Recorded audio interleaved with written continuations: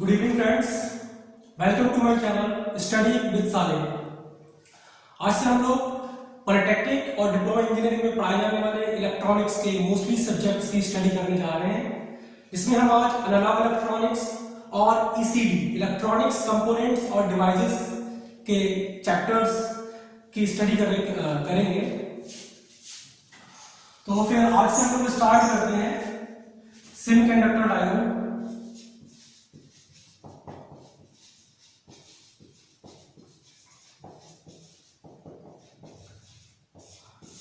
आज से मैं स्टार्ट करने जा रहा हूं अपना चैनल स्टडी विद सालिम। तो इसको आप लोग सब्सक्राइब करिएगा, सबसे पहले लाइक कीजिएगा और शेयर कीजिएगा एंड कमेंट कीजिएगा कि मैं कैसा पढ़ा रहा हूं। तो सेमीकंडक्टर डायोड से पढ़ने से पहले सबसे पहले हम सेमीकंडक्टर फिजिक्स के बेसिक्स को जानने की कोशिश करेंगे। इसमें हम आज एनर्जी डायग्राम की बात करेंगे। एनर्जी डायग्राम और जो एनर्जी डायग्राम का जो कॉन्सेप्ट है तो उसके लिए सबसे पहले हम लोगों को देखना है कि लास्ट ऑर्बिट में कितने इलेक्ट्रॉन्स होते हैं। तो सपोज दैट मैं हाइड्रोजन एटम की बात करता हूं, तो हाइड्रोजन एटम में एक इलेक्ट्रॉन होता है जो कि आउटर मोस्ट सेल में होता है। तो सपोज दैट ये हाइड्रोजन एटम है, 1 इलेक्ट्रॉन है उसके आउटर मोस्ट सेल में।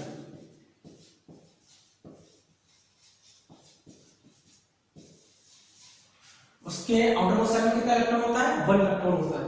और हम एनर्जी बैंड डायग्राम की बात करते हैं। Energy band diagram, energy band diagram को समझने के लिए हमें आउटर मोस्ट सेल में पता होना चाहिए कि कितने इलेक्ट्रॉन्स होते हैं। उसी से ही इसका कॉन्सेप्ट जनरेट हुआ है, उसी से इसका कॉन्सेप्ट बना है। सपोज दैट हाइड्रोजन, मैंने बताया कि हाइड्रोजन में 1 इलेक्ट्रॉन होता है, तो इट मींस एक एनर्जी लेवल तो होगा। तो हम लोग देखेंगे कि एक्स एक्सिस पे आर है जो कि इंटरमॉलिक्यूलर डिस्टेंस है, वाई एक्सिस पर एनर्जी ले ली है जो भी किसी भी इलेक्ट्रॉन्स की किसी भी इलेक्ट्रॉन्स की हो सकती है।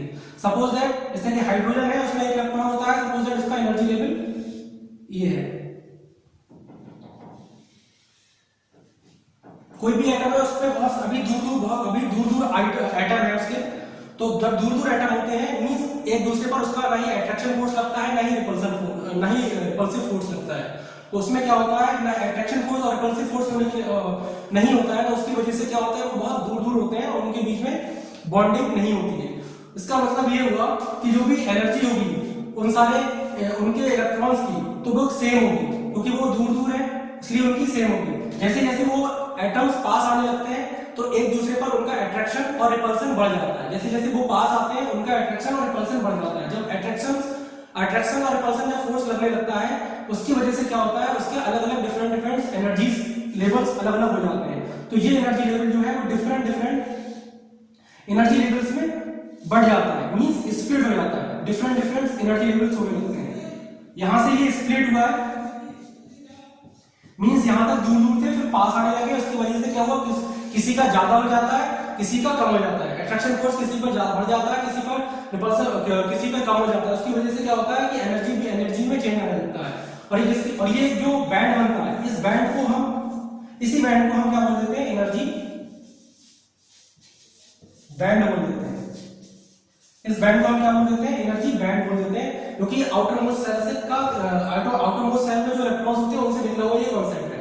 उसके बाद ये हम लोग एनर्जी बैंड बनता है। अब हम इसकी बात करेंगे कि इसमें वैलेंस बैंड और कंडक्शन बैंड हम कैसे देखते हैं। तो जो आउटर मोस्ट सेल में जो इलेक्ट्रॉन्स होते हैं वो कैसे होते हैं, वो बैलेंस इलेक्ट्रॉन होते हैं, जिसकी वजह से जो बैंड बनता है वो बैलेंस बैंड बनता है। कौन सा बैंड बनता है, बैलेंस बैंड। उसके बाद क्या होता है, जैसे जैसे इनको जब एनर्जी मिलती है, जब इसको काइनेटिक एनर्जी मिल जाती है जब इनके इलेक्ट्रॉन्स को, तो वो क्या करने लगते हैं, वो ब्रेक होने लगते हैं। वो कोवेलेंट बॉन्ड की वजह से जो बॉन्डिंग थी वो क्या होने लगती है, ब्रेक होने लगती है। वो ब्रेक होने के बाद क्या हो जाते हैं, वो फ्री हो जाते हैं। तो वो अपनी जो स्टेट होती है वो अपनी स्टेट छोड़ देते हैं, अपनी स्टेट को लीव करके दूसरी स्टेट में चले जाते हैं। जिस स्टेट में जाते हैं उसको हम बोलते हैं बैलेंस, उसको बोलते हैं कंडक्शन बैंड। क्या बोलते हैं हम लोग उसको, कंडक्शन बैंड बोलते हैं। तो नीचे वाला जो क्या होता है आपका बैलेंस बैंड होता है, और ऊपर वाला क्या होता है आपका कंडक्शन बैंड होता है। जहां पर वो स्टेबल स्टेट में होते हैं वो बैलेंस बैंड होता है, मींस यहाँ पर कोई मूवमेंट नहीं होता, कोई भी चार्जेस का मूवमेंट नहीं होता, इसलिए हम इसको क्या बोलते हैं, यहाँ पर जो चार्ज होता है, जहां यहाँ पर जो इलेक्ट्रॉन होते हैं वो क्या कहलाते हैं, इमोबाइल इलेक्ट्रॉन्स कहलाते हैं। और आपको जो जब जब जब उनको एनर्जी मिल जाती है तो दूसरी स्टेट में चले जाते हैं, मींस फ्री हो जाते हैं। तो यहाँ पर जो इलेक्ट्रॉन्स होते हैं उनको क्या बोलते हैं कि फ्री इलेक्ट्रॉन्स होते हैं। यहाँ पर मेरा बोर्ड छोटे होने की वजह से थोड़ी सी दिक्कत आ रही है।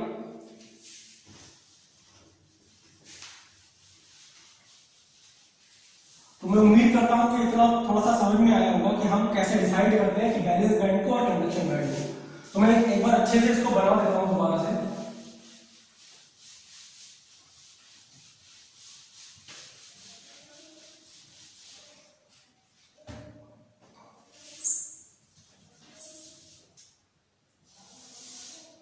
एक्स एक्सिस पे आपका intermolecular distance R, E energy है। इंटरमॉलिक्यूलर डिस्टेंस जो होती है किसी भी दो एटम, कोई भी दो एटम के बीच की डिस्टेंस होती है, ये दिस इज आर। ये एक एटम ए है और ये एटम बी है, जिनके बीच की डिस्टेंस आर है। अगर ये बहुत ज्यादा है, अगर ये इंटरमॉलिक्यूलर डिस्टेंस अगर बहुत ज्यादा है, तो मींस एक दूसरे पर ना ही कोई फोर्स, कोई भी एक दूसरे पर इन्फ्लुएंस नहीं होगा।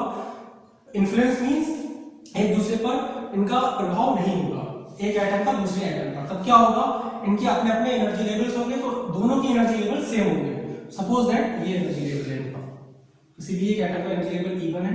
और जैसे जैसे इंटरमॉलिक्यूलर डिस्टेंस कम होती रहेगी, मींस अट्रैक्शन और रिपल्सन फोर्स काम करना स्टार्ट कर देगा। जब अट्रैक्शन फोर्स और रिपल्सन फोर्स ने अपना काम करना स्टार्ट किया, तो इनकी अब क्या होगा कि किसी की एनर्जी कम और किसी की एनर्जी ज्यादा हो जाएगी। मींस ये एनर्जी जो है वो डिफरेंट डिफरेंट एनर्जी में स्प्लिट हो जाएगी। इस टाइप से आपका स्प्लिटिंग स्टार्ट हो जाएगी, मींस बटना स्टार्ट हो गई, टूटना स्टार्ट हो गई, यहां से स्प्लिटिंग हो गई,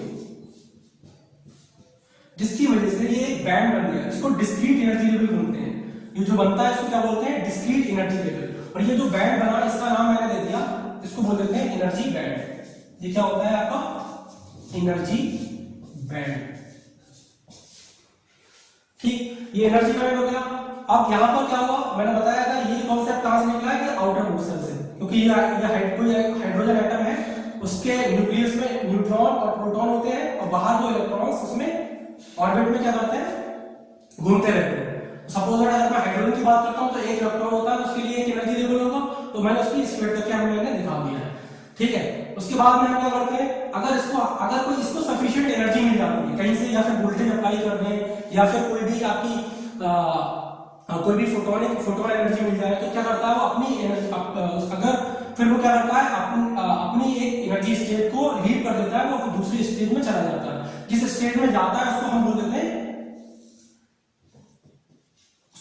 कंडक्शन बैंड। यहां से लीव करके गया, यहाँ पर पॉजिटिव इलेक्ट्रॉन यहाँ पर चला गया, तो वो क्या हो गया आपका कंडक्शन बैंड। मींस यहाँ पर जो इलेक्ट्रॉन्स होते हैं वो कैसे होते हैं, फ्री इलेक्ट्रॉन्स होते हैं। और यहाँ पर कैसे थे, यहाँ पर थे आपके, यहाँ पर कैसे थे, बाउंडेड इलेक्ट्रॉन्स, बंधे हुए थे, बाउंडेड इलेक्ट्रॉन्स। और इसके बीच के डिफरेंस को हम क्या बोलते हैं, बैंड गैप, बीजी, बैंड गैप, बीजी। अगर मैं इसको एक और फिर अलग अलग इसमें मटेरियल की बात करते हैं कि इंसुलेटर के लिए कि बैंड का जो एनर्जी बैंड डायग्राम है, और आपका इंसुलेटर के लिए, सेमीकंडक्टर के लिए और कंडक्टर के लिए, तीनों के लिए हम एनर्जी बैंड डायग्राम की बात करेंगे। बैंड डायग्राम एग्जाम में पूछ लिया जाता है एनर्जी बैंड डायग्राम से। तो हम अगर एनर्जी बैंड डायग्राम की बात करें तीनों मटेरियल में, आप इंसुलेटर, सेमीकंडक्टर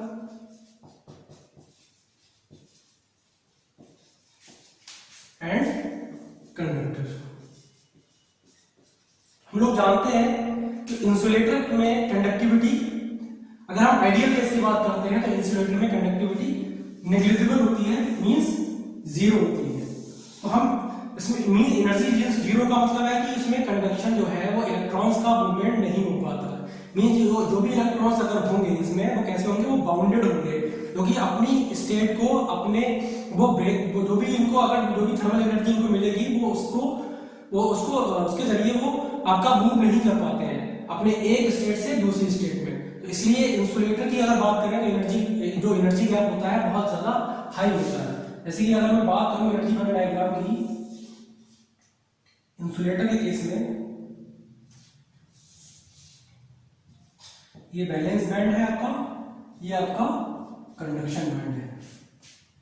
तो यहां पर जो भी इलेक्ट्रॉन्स होंगे, मैंने बताया था अभी कि जो बैलेंस इलेक्ट्रॉन्स होते हैं वो कैसे होते हैं, वो बाउंडेड होते हैं। मींस जो ये इलेक्ट्रॉन्स होंगे वो बाउंडेड होंगे, तो ये अपनी जो भी इनको एनर्जी जो मिलेगी इतनी सफिशिएंट एनर्जी नहीं मिल पाती है इसमें। अगर मैं बात करूं इंसुलेटर के केस में एट रूम टेम्परेचर पे तो 25 मिली इलेक्ट्रॉन वोल्ट एनर्जी होती है, तो it is very insufficient to move the charge, to move the electrons. तो ये क्या होता है, यहाँ पर इलेक्ट्रॉन्स का मूवमेंट यहाँ से यहाँ पर नहीं हो पाता। तो इस वजह से क्या होता है, कंडक्शन बैंड जो होता है वो अनफिल्ड होता है। कैसा होता है, अनफिल्ड या फिर एम्प्टी और एम्प्टी होता है। किसके केस में, आपका इंसुलेटर के केस में। मींस जो आपका कंडक्शन बैंड है और बैलेंस बैंड है, तो इनके बीच का जो गैप होता है जिसको एनर्जी गैप बोलते हैं, वो बहुत ज्यादा होता है कितना है, ग्रेटर देन 5 इलेक्ट्रॉन वोल्ट।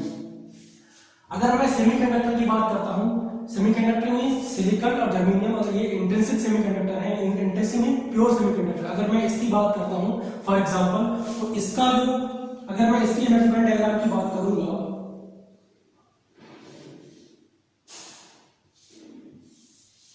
ये बैलेंस बैंड है। यहाँ पर जो उसके आउटर मोस्ट साइड में सपोज या सिलिकॉन है या जर्मेनियम है, उसके सिलिकॉन या जर्मेनियम के आउटर मोस्ट साइड में 4 इलेक्ट्रॉन होते हैं। तो अगर इसमें 4 इलेक्ट्रॉन है, ये आपका कंडक्शन बैंड है। सिलिकॉन के लिए पता होना चाहिए कि 1.1 इलेक्ट्रॉन वोल्ट होता है एनर्जी है, और जर्मेनियम के लिए 0.7 इलेक्ट्रॉन वोल्ट होता है एनर्जी इतनी चाहिए कंडक्शन के लिए। तो अगर मैं बात करूं सेमीकंडक्टर के केस में, तो सेमीकंडक्टर के केस में क्या होता है, जो अब यहाँ इलेक्ट्रॉन्स होते हैं तो इसमें इनकी कंडक्टिविटी क्या होती है, इंसुलेटर से ज्यादा होती है और कंडक्टर से कम होती है। मींस कंडक्टिविटी होती है, मींस चार्ज ऑफ इलेक्ट्रॉन्स, इनका जो इलेक्ट्रॉन्स का मूवमेंट है वो होता है। कैसे होता है, जब हम इलेक्ट्रिक फील्ड जब हम अप्लाई करते हैं तब क्या होता है कि उस इलेक्ट्रिक फील्ड अप्लाई करने पर अब इलेक्ट्रिक फील्ड के अपोजिट डायरेक्शन में क्या होता है, इलेक्ट्रॉन्स का फ्लो होने लगता है। जब इलेक्ट्रॉन्स का फ्लो होने लगता है उसके अपोजिट डायरेक्शन में, और जो करंट होती है उसके इलेक्ट्रिक फील्ड की डायरेक्शन में फ्लो करने लगती है, तब क्या होता है, कंडक्शन होता है। मींस इलेक्ट्रॉन्स का मूवमेंट होता है। तो इलेक्ट्रॉन्स अपनी एक स्टेट से दूसरे स्टेट में जाना स्टार्ट कर देते हैं, यहाँ से यहाँ पर जाना स्टार्ट कर दिया होगा। तो ये हम ये बोल सकते हैं कि ऑलमोस्ट एम्प्टी रहता है, पूरी तरीके से कंडक्शन नहीं होता। किसके केस में, इंट्रिंसिक की बात कर रहे हैं। इंट्रिंसिक सेमीकंडक्टर होते हैं और एक एक्सट्रिंसिक होते हैं, वहां पर कंडक्टिविटी बढ़ जाती है। वो बाद में बताएंगे कि हाँ कैसे क्या होता है, डोपिंग वगैरह पर डिपेंड करता है। तो इसमें क्या, हम इसकी बात करें तो इसमें एनर्जी जो गैप जो होता है वो एनर्जी गैप इंसुलेटर की कंपैरिजन में कम होता है कितना है, इज लेस देन और इक्वल टू 5 इलेक्ट्रॉन वोल्ट होता है। अगर हम कंडक्टर की बात करते हैं तो कंडक्टर में क्या होता है कि कंडक्शन बैंड और बैलेंस बैंड जो होते हैं वो आपस में ओवरलैप कर रहे होते हैं। क्या होते हैं, ओवरलैपिंग हो जाती है यहाँ पर किसकी, कंडक्शन बैंड और बैलेंस बैंड की ओवरलैपिंग हो जाती है। Means there is no gap between conduction band and balance band, कोई भी गैप नहीं होता है कंडक्शन बैंड और बैलेंस बैंड के बीच में। मींस इसके बीच जब कोई गैप नहीं है तो आपका जो एनर्जी गैप होगा वो कितना होगा, 0 इलेक्ट्रॉन वोल्ट, ये आपका आइडियली होता है। तो हम ये कह सकते हैं कि इसके बीच में कोई गैप नहीं होता है। जब एनर्जी गैप 0 है मींस ये इनके बीच में कोई सेपरेशन नहीं होगा, कंडक्शन बैंड के और बैलेंस बैंड के बीच में कोई भी सेपरेशन नहीं होगा। किसके केस में, कंडक्टर के केस में। ठीक है, तो ये क्वेश्चन भी बन जाता है, कॉम्पिटिटिव एग्जाम होते हैं कि आप बताइए कि जो एनर्जी गैप होता है कंडक्टर का वो कितना होता है। हम बता सकते हैं कि एनर्जी गैप जो होता है कंडक्टर के केस में 0 इलेक्ट्रॉन वोल्ट होता है। तो मैं आज के लिए इतना ही रखूंगा, एक लेक्चर और लेना है मुझे आप लोगों का बेसिक्स पर, उसके बाद हम सीधे सेमीकंडक्टर डायोड पर आ जाएंगे। मैं बताना चाहता हूँ आप लोगों को कि हम इस चैनल के माध्यम से, इस चैनल के थ्रू हम आप लोगों को पॉलिटेक्निक के साथ साथ, पॉलिटेक्निक का जो सिलेबस है उसके साथ साथ हम इसको थोड़ा डीपली भी स्टडी करेंगे, जो आपके लिए जेईई के एग्जाम होते हैं, गवर्नमेंट जो भी गवर्नमेंट के एग्जाम होते हैं, कॉम्पिटिटिव एग्जाम, उन सभी के लिए आप लोग प्रिपेयर कर सकें। इसलिए मेरा आप लोग साथ दीजिएगा, मेरी हेल्प कीजिएगा और आपका भी, जिससे कि मेरा भी आउटपुट अच्छा है। आप लोग मेरे चैनल को ज्यादा से ज्यादा सब्सक्राइब कीजिएगा, लाइक कीजिएगा, कमेंट कीजिएगा एंड शेयर कीजिएगा। हम मिलते हैं नेक्स्ट क्लास में। इसके आगे हम पढ़ेंगे कि हम उसमें देखना है कि हम डोपिंग कैसे करते हैं, कि उसमें सेमीकंडक्टर में देखेंगे इंट्रिंसिक सेमीकंडक्टर, एक्सट्रिंसिक सेमीकंडक्टर की बात करेंगे हम, जिसको हम फिर एन टाइप और पी टाइप भी बोलते हैं। फिर और भी हमें आगे देखना है, उसके बाद हम सेमीकंडक्टर डायोड पर जाएंगे। एक क्लास मुझे और चाहिए बेसिक्स पर। ठीक है, आज के लिए इतना ही। Okay, bye, thank you.